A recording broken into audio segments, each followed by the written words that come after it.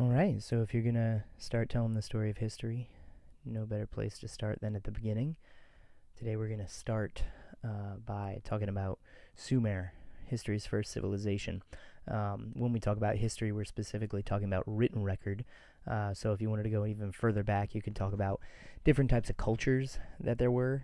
You have up at the top here hunter-gatherer cultures, largely nomadic. They would have to go where the mammoth were, where the foraging was best. Never really able to put down any roots, but always kind of venturing from one place to another. And then down here at the bottom, you also have early agrarian civilizations or societies, I should say, that develop where they are able to put down roots at least for a while, building large-scale structures and taking on the task of plowing and planting and harvesting.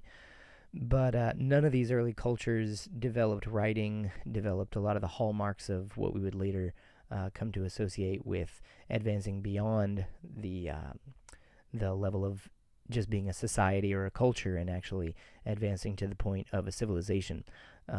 So if we go to the Middle East, there is a geographical region that's called the Fertile Crescent. Notice that it's shaped like a crescent moon. We have the region all the way starting in the southwest here at the Nile, going up toward the Mediterranean Sea. Also the Levant here on the eastern part of the Mediterranean Sea.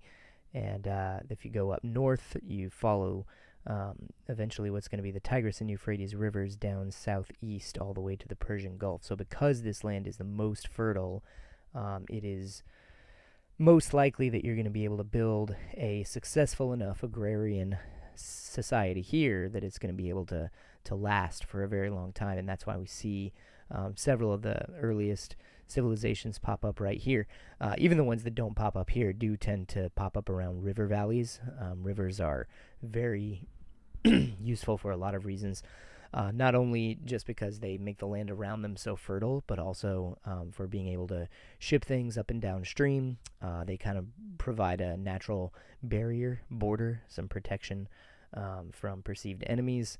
And, if the crops aren't great, then you also have fish, so you have some protein that you can add into your diet. Rivers are just a great place to set up your early starter civilization.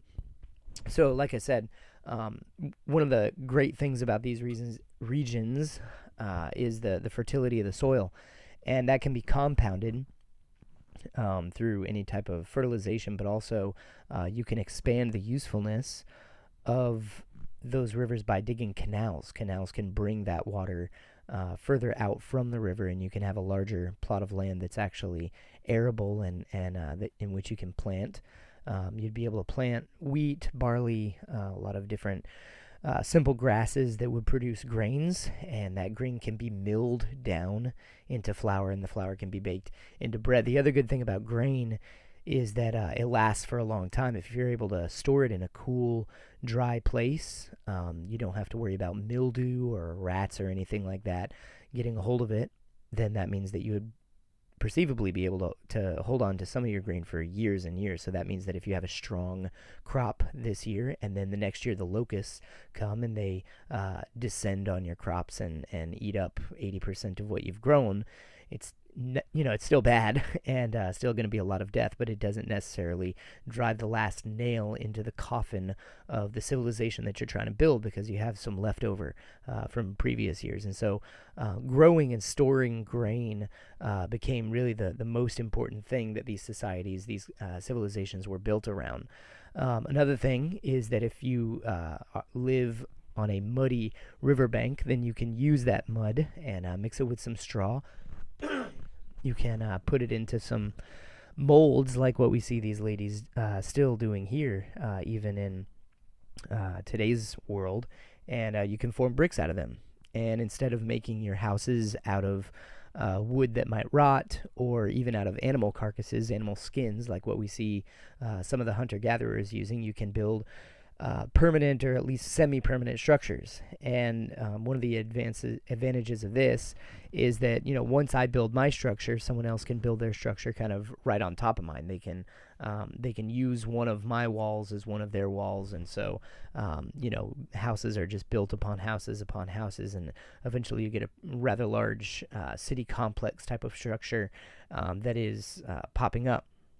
And in these earliest cities, they didn't even necessarily have roads to differentiate, or to navigate the cities. A lot of times, you would literally just hop up on the housetops and walk from one housetop to another.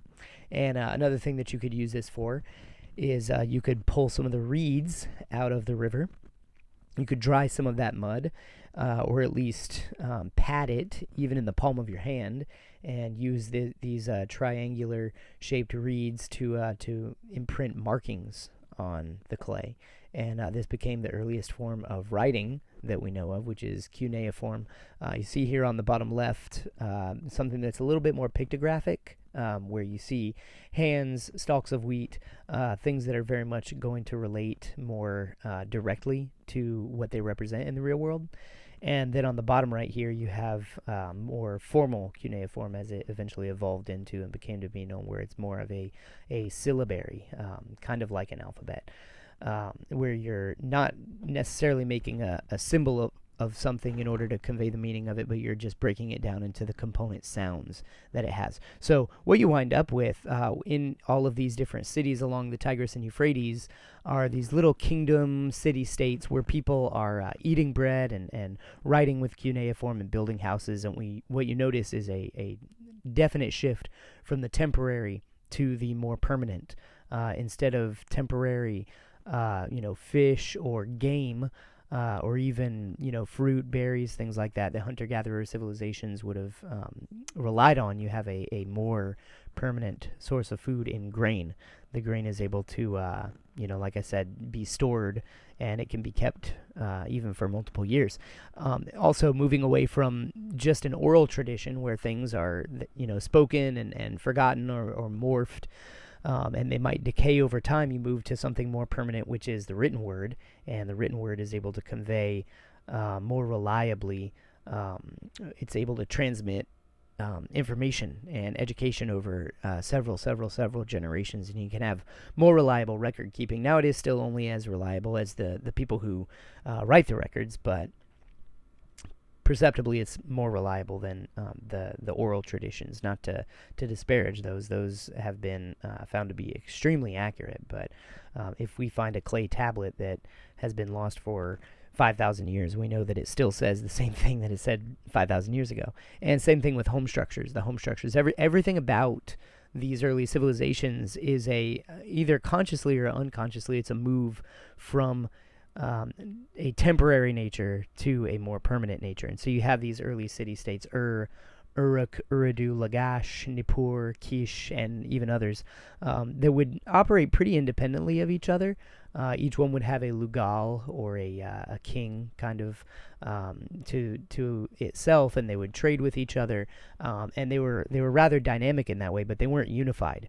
The Sumerians were very much just operating in several different independent city-states, and that changes, however, when you have really the first empire builder in history. We have this guy named Sargon of Akkad. So just to the northwest, further, upstream, the Tigris and Euphrates rivers, you have Akkad, the Akkadian people.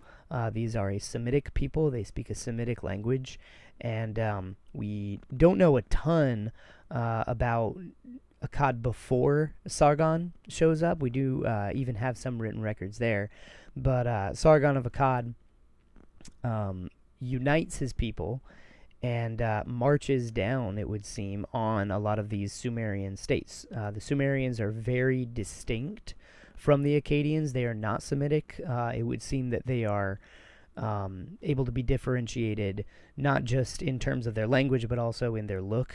Ethnically, they would have been different from the Semitic Akkadians.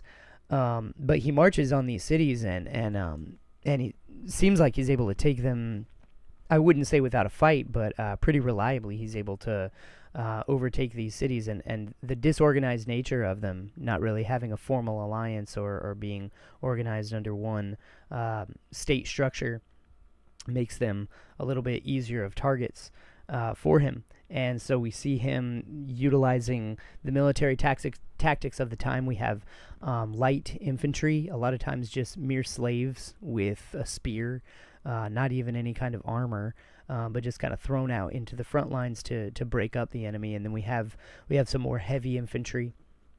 What's eventually going to be going to evolve into more like the Greek phalanx is just a shield wall structure.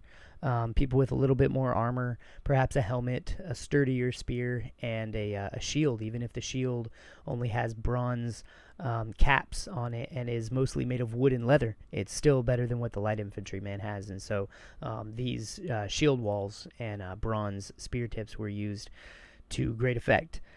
You also have archers, obviously, are going to be pretty useful, but the main weapon, the main advantage that the Akkadians had was their use of chariots, sometimes called war cars.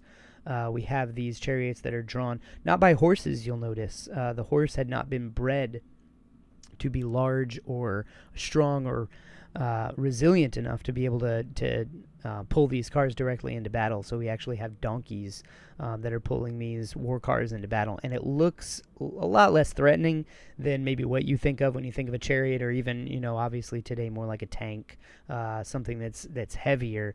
But these were quite formidable in battle, being mobile, being heavy, being armored, being even just threatening and imposing. A good chariot could give you as much of an advantage as almost 100 men on the battlefield, from the records that we have. So chariots are also very expensive to make and to operate.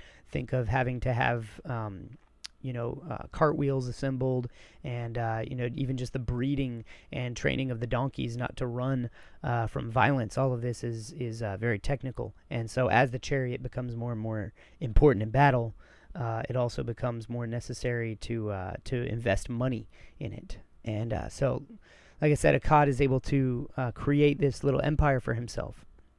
And he, as men do, tend to do in history, he hands this empire off to his descendants. But before long, the Akkadian, Sumerian meshing together of this society starts to weaken, starts to dwindle, and in no small part due to a famine that comes into play. We have the soil quality starts to degrade after centuries of being sown and harvested. The soil quality starts to degrade so much so that the crops are failing. The storehouses of grain are being used up, and the population is starving. This weakens them for a group to come out of the Iranian hills, the Zagros Mountains, kind of to the north and east of the Akkadian Empire, and that would be the Gutians. The Gutians are barbarians by every account. I mean, they're not record keepers, so the records that we have of them are all written by the people who live in the Akkadian Empire. But very warlike, very violent, and they descend on a already weakened population of the Sumerians, and they take over. And really what we see happening is that they wind up really just trying to move in and take over and live in the cities that had been built by the Sumerians and the Akkadians. But because they lack a lot of the cultural norms and tools, they're not really able to make it work. One of the things that we know is that the Gutians apparently find it objectionable to keep animals in pens, and so they release all of the animals. And so you can imagine all of your war donkeys being released, even the donkeys and oxen that you would have used to pull plows being released. It's going to further weaken your civilization. So the Sumerian civilization that perhaps starts back as far as 3700 BC. So think, almost like over 5,000 years ago now. And then when the Akkadians take over, and apparently that's about like 2,334 BC. I say about, and then I give like an exact year. That lasts for a little over 130 years.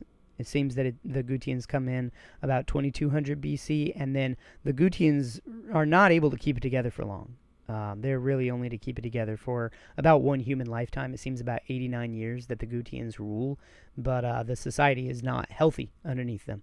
And so eventually, once the Gutians themselves are weakened, this empire structure, or let's say the Fertile Crescent, Mesopotamia, this land between the Tigris and Euphrates rivers, falls back into the hands of the Sumerians, not the Akkadians, but the Sumerians get another shot at running this land themselves.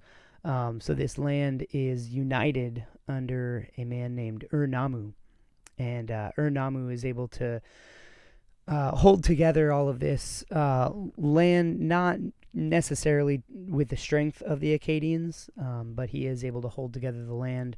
This is when we see a sharp uptick in culture from the Sumerians. We see the world's first written law code, not the most popular, but the earliest written law code that we have here is the law code that's written by Ur-Nammu.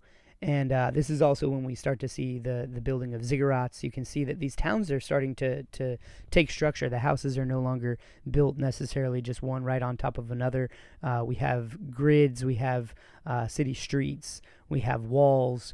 The hallmarks of what we're going to think of as a city in the future, even with this temple complex of the ziggurat right here in forming the most formidable aspect of the city.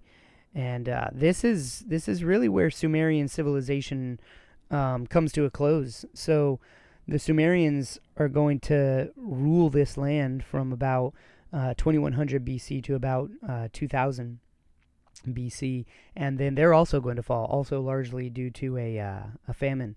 And when they fall, this land's going to fall into a dark age where there's not really anyone in charge. It's not that the Sumerians aren't in charge, it's that no one is. The Sumerians, the Akkadians, the Gutians. You have a group of wandering nomads from the west, a little bit more into the desert, perhaps even as far west as the Levant, what we would call the Levant today, getting up close to the Mediterranean Sea, that are called the Amorites, and they move in and kind of take over one city at a time. But it's not a structure. It's not held together, at least not for a good long time, until eventually you will have what's called the Babylonian Empire. But that's a lesson. That's a story for another video. So this has been kind of a brief overview of the history of Sumer. And we will keep talking about this civilization and their culture in a couple more videos. But that's all that we have for today. So thank you for your time.